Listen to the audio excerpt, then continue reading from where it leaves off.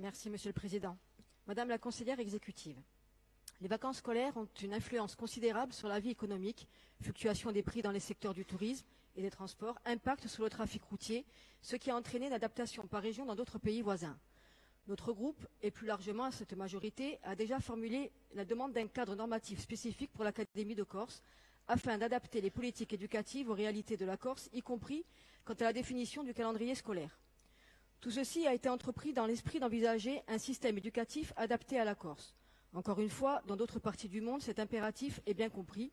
Par exemple, en Nouvelle-Calédonie, l'année scolaire se déroule de mi-décembre à mi-février afin que la période des grandes vacances corresponde à l'été austral. À l'échelle de l'Europe, toutes les régions d'Italie ou d'Espagne, par exemple, disposent d'un calendrier scolaire spécifique. Et d'ailleurs, cette problématique a été relevée par l'EPC, l'assaut du Père Indigo, le 10 février, et lors d'une conférence de presse de cette dernière, suite au dernier CDEN de Haute-Corse. En Suisse, autre exemple, les vacances sont définies par la conférence suisse des directeurs cantonaux de l'instruction publique, alors que dans le canton de Berne, ce sont des communes qui fixent elles-mêmes les dates malgré la cohabitation de deux courants religieux dont les jours de fête divergent. À l'image d'un certain nombre de sujets, le calendrier scolaire français est centralisé et ne laisse, hélas, qu'une faible marge de manœuvre au particularisme. Dans notre cas, beaucoup d'éléments et de facteurs devraient être pourtant pris en considération, comme par exemple la reconnaissance officielle du 8 décembre dans le calendrier scolaire. Le but d'un calendrier est de coordonner au mieux l'organisation des élèves au sein du milieu scolaire en fonction de leur zone d'habitation, de leur environnement, de la géographie, mais aussi en leur fournissant des repères historiques. Madame la conseillère, est-ce que l'Assemblée de Corse va prendre une décision forte et adopter son propre calendrier scolaire, adapté à la fois à son histoire, sa géographie et sa culture? Je vous remercie. Merci, madame. Merci, chers collègues. Donc, madame la conseillère exécutive, vous avez la parole. Merci, Monsieur le Président.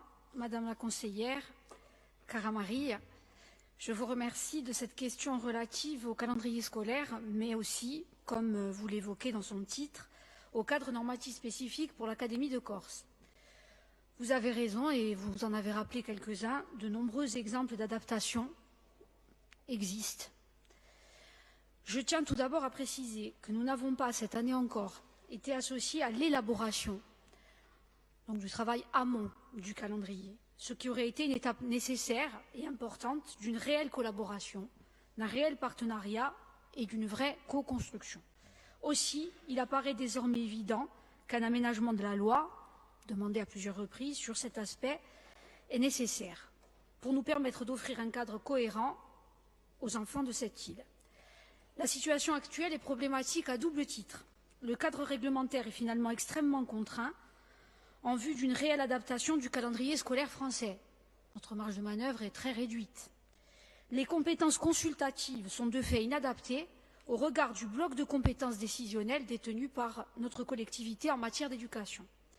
Rappelons que les codes de l'éducation fixent les conditions dans lesquelles le calendrier scolaire peut être ajusté et dispose que le recteur de Corse a compétence pour l'adapter en fixant par arrêté des calendriers scolaires pouvant tenir compte des spécificités locales. Vous voyez, notre marge est très réduite. Avant toute décision, il consulte obligatoirement la collectivité de Corse.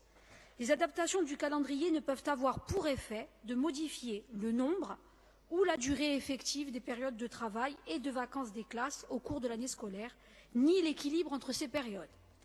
Si la date de la rentrée scolaire peut également être retardée, cette modification ne peut excéder 3 jours consécutifs, ni réduire à moins de 8 jours la durée d'une période de vacances scolaires.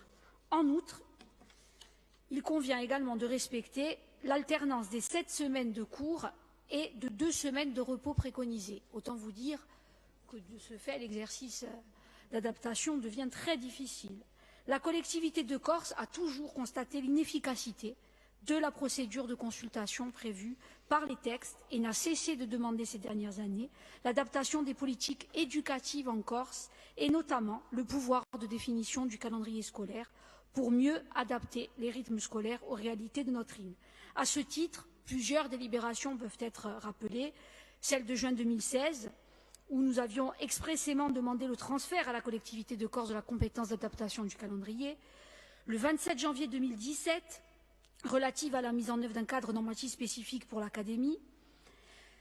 le 27 janvier 2018, relative au projet de calendrier pour l'année 2018-2019, où nous avions réitéré cette demande en vue d'obtenir la modification de l'article concerné du Code de l'éducation. Le rectorat avait saisi la collectivité de Corse d'un projet sans concertation et vous vous en souvenez, nous nous étions contentés donc d'en prendre acte.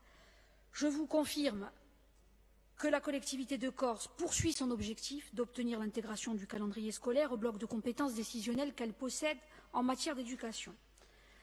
En l'attente, elle souhaite que l'élaboration des projets de calendrier scolaire pour l'Académie puisse être le fruit d'une co-construction, mais comme je vous l'ai précisé, pour cette année encore, ça n'a pas été le cas et nous nous retrouvons encore à une simple consultation. Nous venons de le recevoir hier soir, pour tout vous dire, afin que les spécificités insulaires soient mieux prises en compte.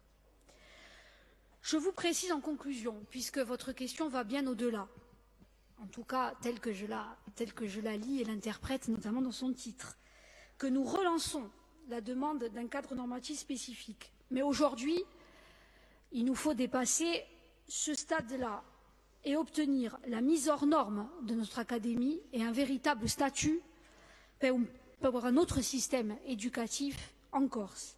Prenons en compte nos réalités sociales, culturelles et donnant toute sa place à notre langue. Et le conseiller exécutif, dans sa réponse à la question précédente, montre bien cette nécessité. Et c'est dans ce sens que nous avons saisi de nouveau le ministère. Et c'est aussi dans ce sens que j'ai eu un échange avec la rectrice cette semaine. Il ne s'agit plus donc de tergiverser. Les petites atteintes à nos compétences, petites atteintes que je mets entre guillemets, à nos compétences au cours des diverses réformes, ne serait-ce que cette année, montrent que la loi de 2002, si elle peut apparaître cohérente, reste fragile et soumise aux fluctuations gouvernementales, pour ne pas dire autre chose, sans souci de distinction et sans prêter attention à nos besoins, sans mesurer l'intérêt de la Corse, tout simplement. Parallèlement d'ailleurs, et comme annoncé il y a quelques semaines, je l'avais annoncé lors de